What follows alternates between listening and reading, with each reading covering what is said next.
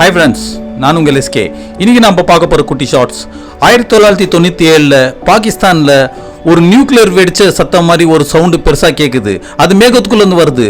அந்த ஊரில் இருக்கிறவங்கலாம் இது என்ன சத்தம்னு சொல்லிட்டு அவங்க பயந்து இப்படின்னு யோசிக்கிறதுக்குள்ளேயே அந்த பாகிஸ்தான் கவர்மெண்ட் வந்து இதை கண்டுபிடிக்குது.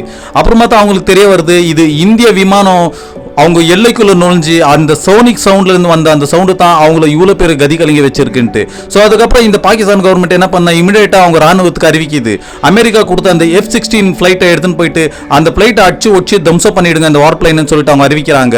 இவங்க அறிவிச்சு அந்த ஃப்ளைட்டை வந்து அந்த F-16 டேக் ஆஃப் ஆகிறதுக்குள்ளேயே அந்த நம்மளோட இந்தியா ஃப்ளைட்டுங்க ரெண்டுமே அந்த வார் பிளைனை வந்து நம்ம இந்தியன் எல்லைக்குள்ளே வந்து தரை இறங்கிடுது.